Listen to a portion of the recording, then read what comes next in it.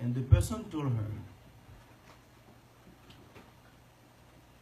how do you know if God didn't put you here so other nations can come? Voilà, ou pas connaît si c'est pas l'autre nation, bon Dieu a voyé venir ici avec nous. Pour adorer avec nous. M'a dit c'est, m'a connaît. Mais so far, le regarder passer là ici, pas vrai? Il y a une autre nation. Il y a somebody who is not from Haiti, who is worshiping with us. I pray this is the first, but not the last. Amen. So when we speak English, we may have an accent, but I think people who want to understand, they can understand, right? Amen. And tout le monde qui là, qui parle anglais, l'on parle anglais, on va parler anglais même j'ai blanc. On parle en façon, il y a un monde qui veut comprendre, il est capable de comprendre. I am asking you to open your Bibles in the book of Proverbs. And I think if God's willing, every third Sunday now I will preach in the book of Proverbs. And Brother Elijah, I really would like you to give me the best mix, and I really would like you to record the sermon on the CD. Last week, we only have 20 minutes of the sermon. Put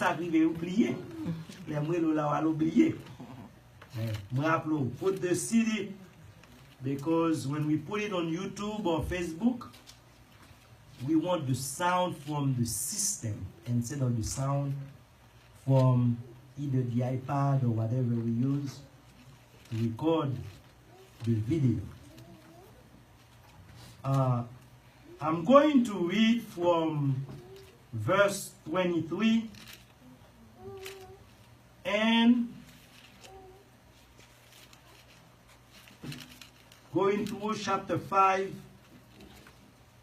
We will start at verse 2. Proverbes, chapitre 4, verset 23, jusqu'à chapitre 5, verset 2. Proverbs chapter 4, Proverbs chapter 4, Proverbs chapter 4. We have many English Bibles. We provided them for you. Proverbs chapter 4, verse 23 to chapter 5, verse 2. Watch over your heart with all diligence, for from it flow the springs of life. Put away from you a deceitful mouth, and put devious speech far from you. Let your eyes look directly ahead, and let your gaze be fixed straight in front of you. Watch the path of your feet, and all your ways will be established. Do not turn to the right nor to the left. Turn your foot from evil. My son, give attention to my wisdom. Incline your ear to my understanding, that you may observe discretion, and your lips may reserve knowledge. Amen. Now, I promise that most of the sermon will be in English, because it is third Sunday. But while I was preparing the sermon, I realized that I not only have to speak with the young people, but I also have to speak with the older generation. So you will excuse me if I interject Creole and French into the sermon, because I would like everybody to leave here with a good understanding, and the time will not be lost. We propose this morning to speak about the necessary ingredients for a fulfilled life. Nous allons parler maintenant de ingrédients nécessaires pour capable gagner une bonne vie. Une vie qui fleurit, fulfill life. Now we can understand that the book of Proverbs is a practical book. Most of it is written by Solomon. And you will see in many parts of the book, it starts as if he is addressing his son. And today we don't only have sons, we have daughters. So what I'm saying, what I'm reading, my son, please understand that daughter, nephew, niece, people, everybody is included. Tout le monde la donne. L'aime dit mon fils, Jean Bible là, mais m'a parlé avec tout le monde. Et le livre Proverbes là is a very practical book. It is one of the book of wisdom. And wisdom here, it is practical wisdom. It is not so much a theological book, but it is a book of wisdom. It is a book that teaches men and women how to live in life. How to live a life that is not only pleasing to God, but also life that is rewarding while we are living on earth. So, les proverbes, ou appliquer ça qui est là-dedans, non seulement ou a une vie qui fait bon Dieu plaisir, mais aussi ou a la vie qui fleurit. Ou a la vie pendant qu'on vit sous ça, parce que les proverbes tellement de bons bagages là-dedans, qui adresse la vie de tous les jours, soit appliqué, et nous va voir la vie, il fleurit.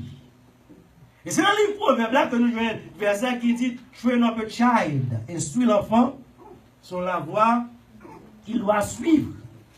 Proverbe 22, verset 6. Train up a child. Why am I saying this? As a matter of introduction, I will want my fathers, I will want the mothers to understand that it is a priority that we teach our children. I want you to understand that whatever you do, if it's a good thing, it is good to involve your children in it.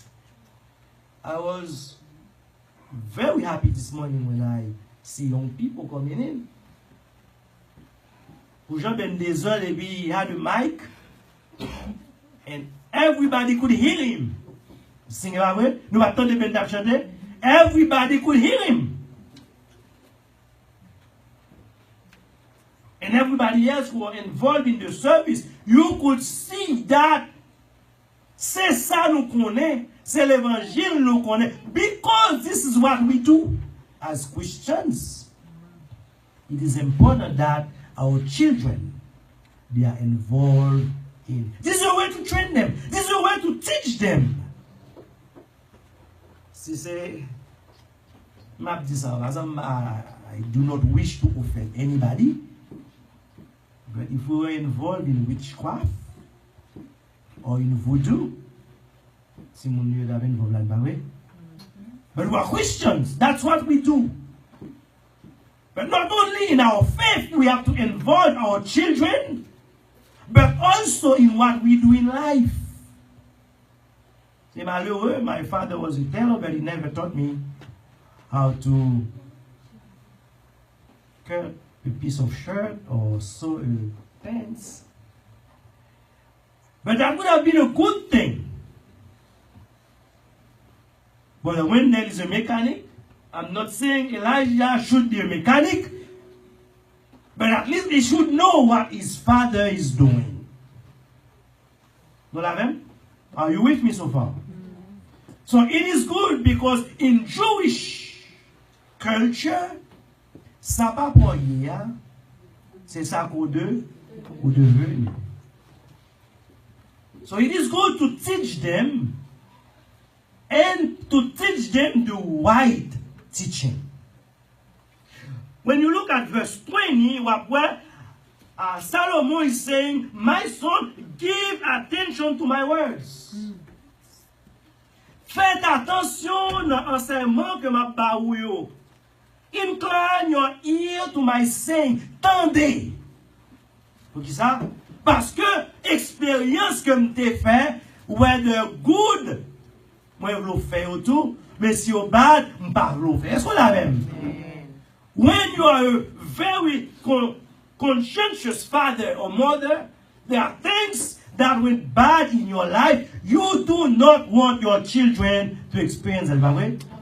So bad to experience, how are they going to know? It is by the fact that you sit them down and you talk to them, you teach them and you tell them, this way is good, go this way, that way is bad, do not go that way. Just on there are two ways.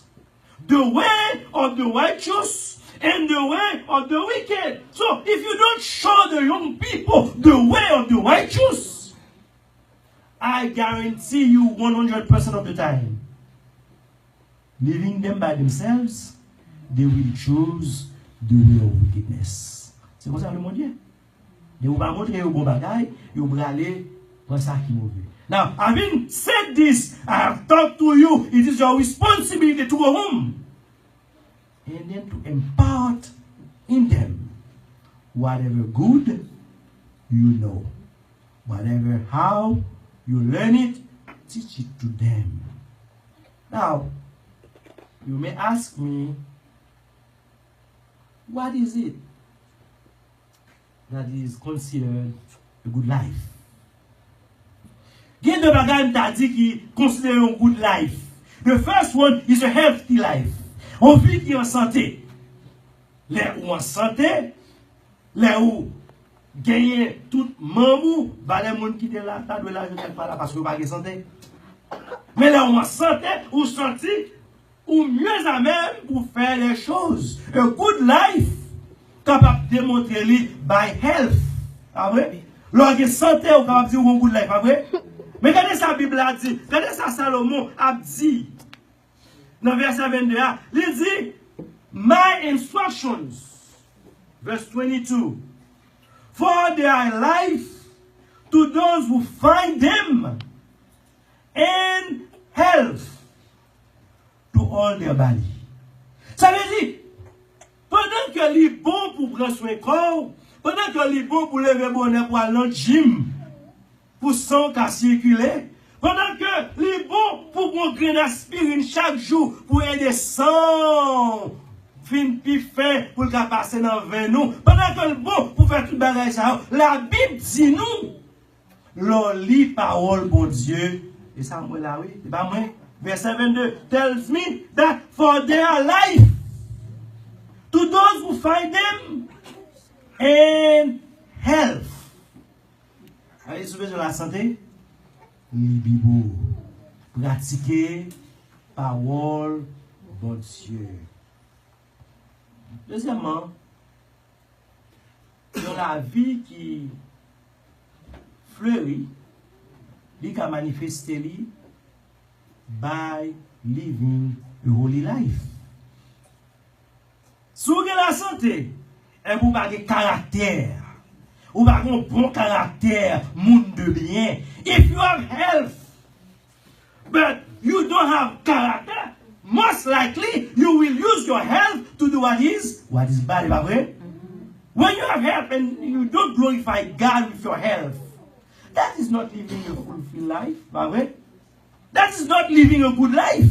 A good life is manifested by not only a healthy life, but also a holy life. But that's not what I'm going to spend the time in today. When you buy a car, if you buy it brand new or if you buy a good second-hand car.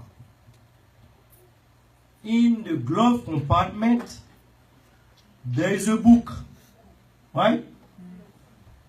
My sister just bought a brand new BMW. I'm sure there was a book.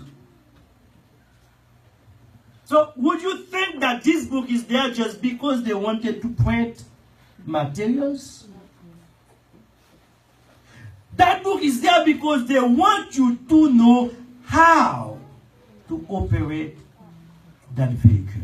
Est-ce que nous l'avons? Nous achetons fruit, malheureusement, pile nous ne pas faire ça. Nous just prend livre là, jeter, the microwave, the washer and dryer. But there is a book that comes with it. And in that book, it will tell you if there's a malfunction. When you see your check engine light, you know something is wrong. So it is for life. So it is for spiritual life. God gave us the manual here. If we don't follow the manual, if we don't take this book so we can have health and holiness, whatever we do, whatever we can call success, it will not amount to anything. Amen. Now, how do I get there? That's why we call the sermon the necessary ingredients for a fulfilled life. Verse 23 gives us the first one. Verse 23, par le premier ingrédient qu'on a besoin pour capable la vie qui fleurit. The first ingredient we need to have a fulfilled life, we read it in verse 23. It is to guard our hearts. La Bible dit nous, garde ton cœur.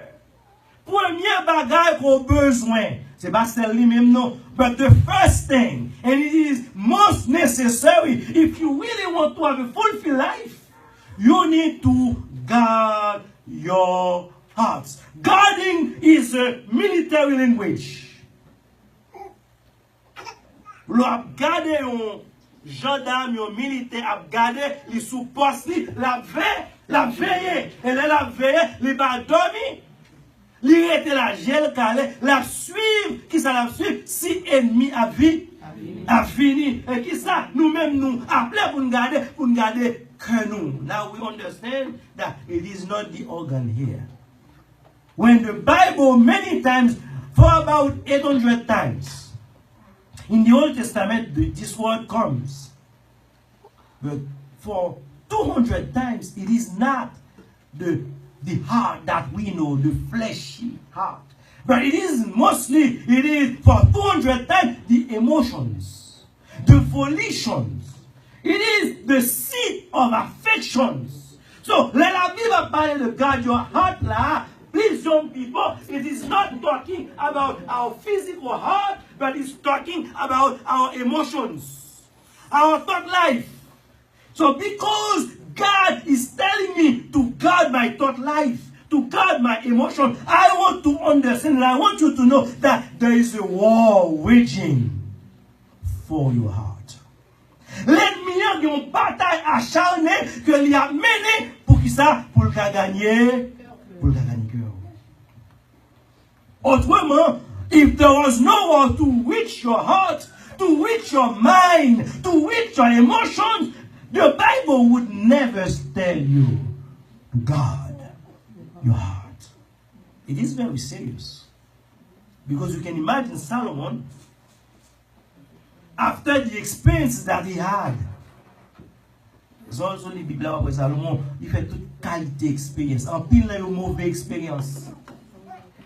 Et la chita devant petit parce que Salomon fait expérience côté que des gens qui viennent prendre qualité attaché à mon Dieu, qui détaché à mon Dieu, mener loin mon Dieu. At some point in Solomon's life, he left God.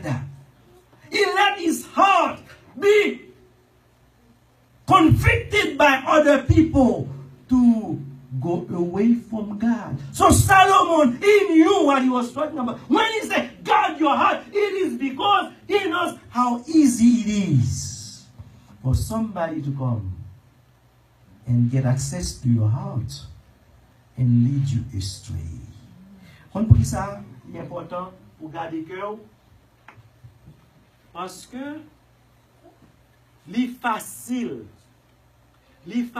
yon people.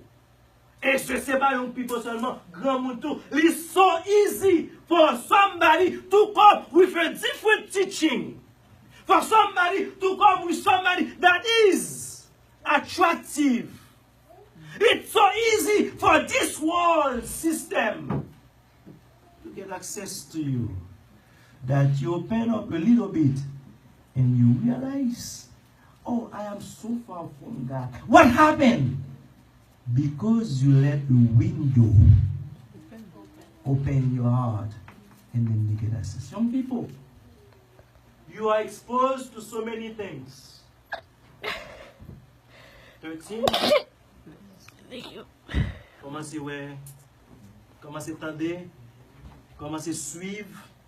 17. Il y a des gens qui ont commencé à penser, oh, the cute man.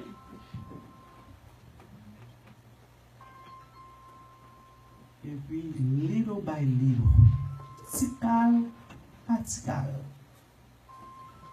Il apprend, il a un accès sur, il a rentré, il a fait penser des bagages qu'on pas voulu penser, faire des bagages qu'on pas voulu faire, do things that you never thought you could do. Why?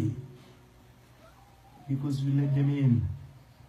That's why the Bible is telling us the first ingredient to have a fulfilled life is to guard your heart.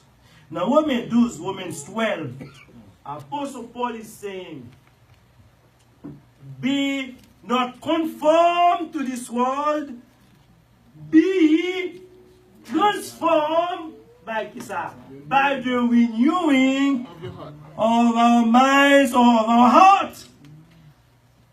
The heart here means our minds. How can it be that so easy that when they gonna serve you, they were here, they were fervent servant, and then suddenly you look for them, they are no more. They had zeal, they had fire. What happened? And I'm telling you, it does not take long. It does not take long for somebody to be led astray when you're not guarding your heart. The heart is big, the heart is majestic. Il y a des bagages que le cœur a fait ou pas jamais pensé que le a fait. La Bible dit, le cœur de l'homme est tortueux par-dessus tout et il est méchant. The heart in itself is wicked. Il y a des bagages ouais. Et m'a dit ça. Pile mal ou ouais qu'a fait, tu m'as parlé de cœur ça non? Pile mal ou qu'a fait, tu on côté sorti dans cœur pour qui ça? Because you have to conceive it. Est-ce qu'on a même? You have to conceive it. And when you conceive the thought and then you act on it, and when you start acting on the thought and then it becomes a habit, là commencer à agir sous pensée sous ça que dit. Et bien, pour nous, il vient une habitude. Et puisque il vient une habitude, il vient un caractère. C'est qu'on soyez, leur fait mal, c'est vagabond. C'est pas vrai?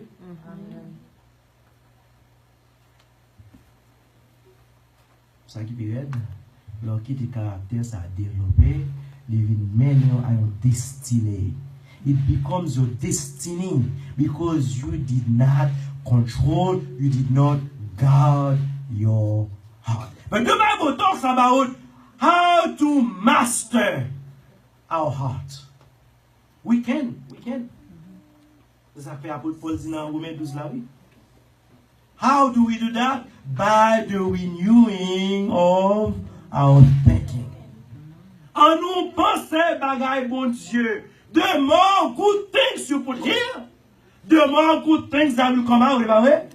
Mais si tout le temps, c'est mauvais bagage, mauvais pensée, mauvais habitude, on va aller, mais qu'est-ce qui va arriver? Et bien, on va produire bad things that you planted in your heart.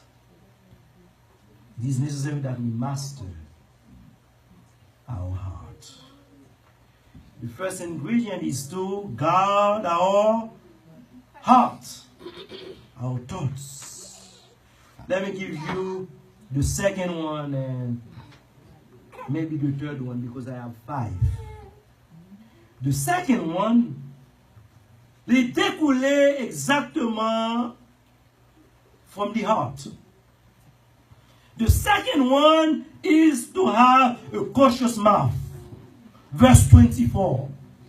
La Bible dit c'est de l'abondance du cœur que la bouche parle. Est-ce que le bon puits, pas vrai? Le besoin de l'eau, ça fait, ou la gon saut dans le puits, et puis si puits a de l'eau sale, qui s'est sorti de l'eau sale?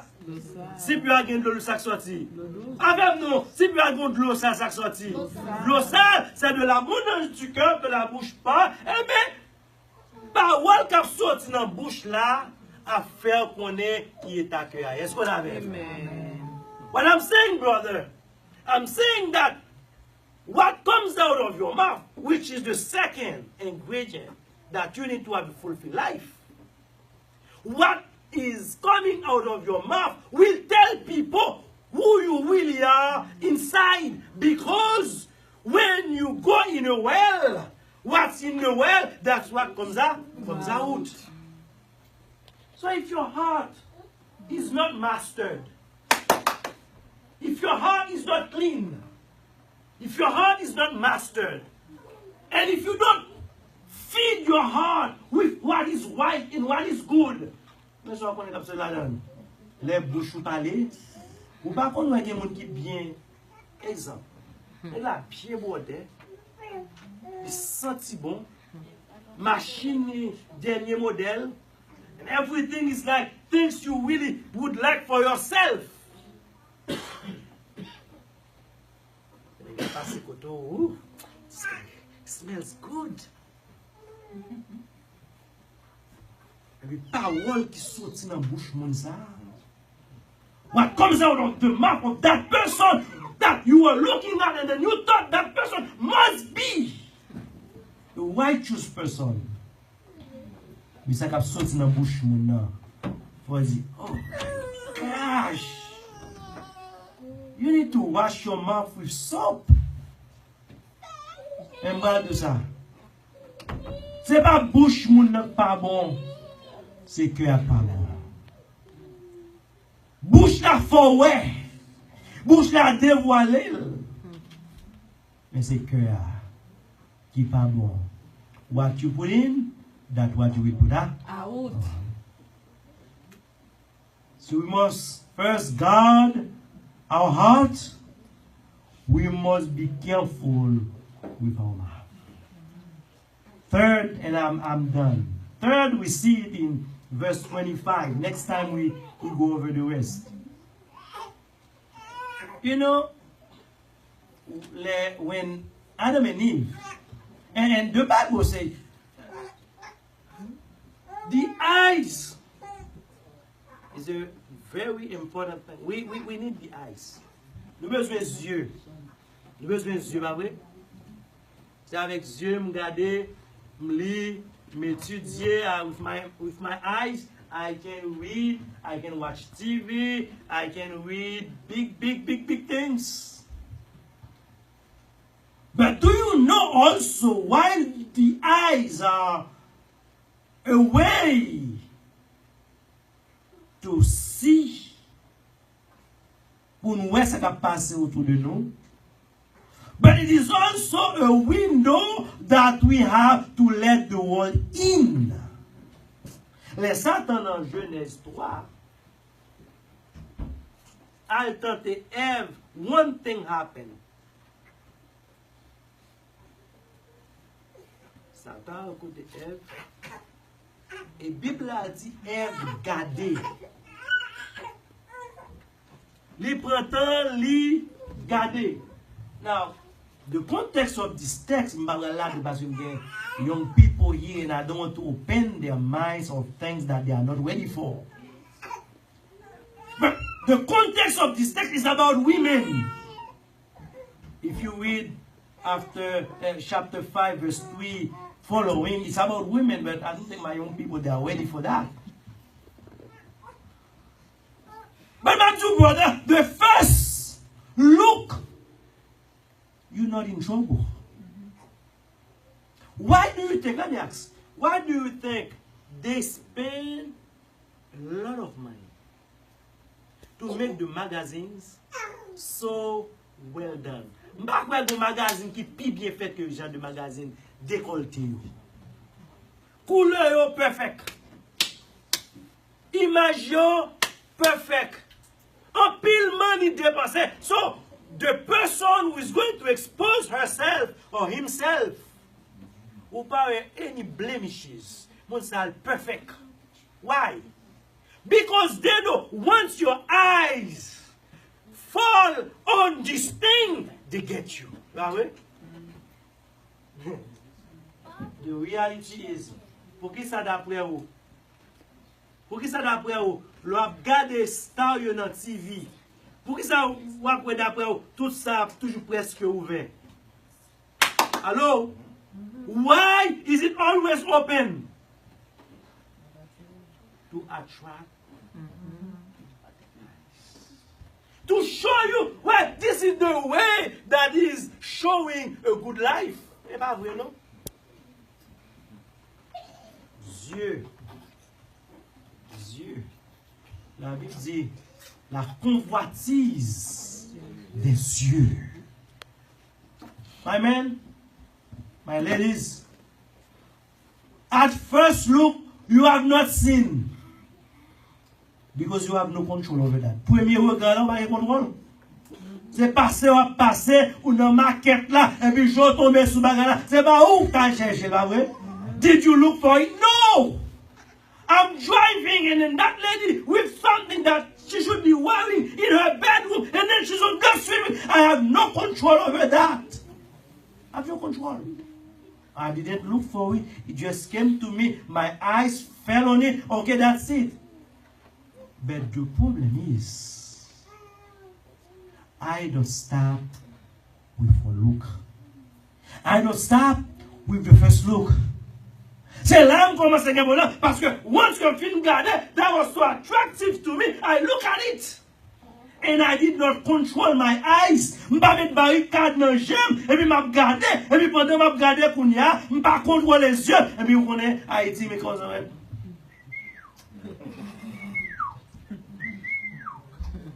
hey.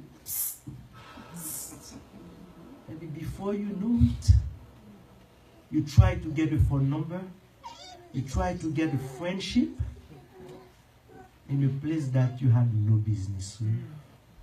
Why?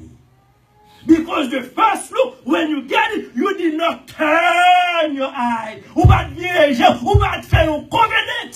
Et c'est là la Bible dit, oui, il y a des jeunes garçons qui font un covenant. La Bible dit, I am going to make a covenant with my eyes that I will not look at what is evil. Pour une détermination dit, ouais, je ne vais pas empêcher, ça va passer devant. Mais deuxième regard là, je contrôle sur les scolaires. The second look, I can control that.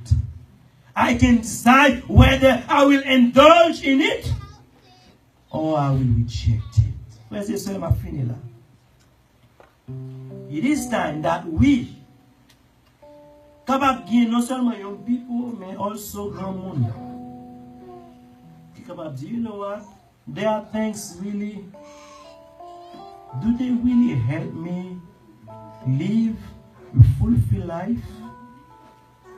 Or are they just pleasures of sins that I can enjoy for a short time?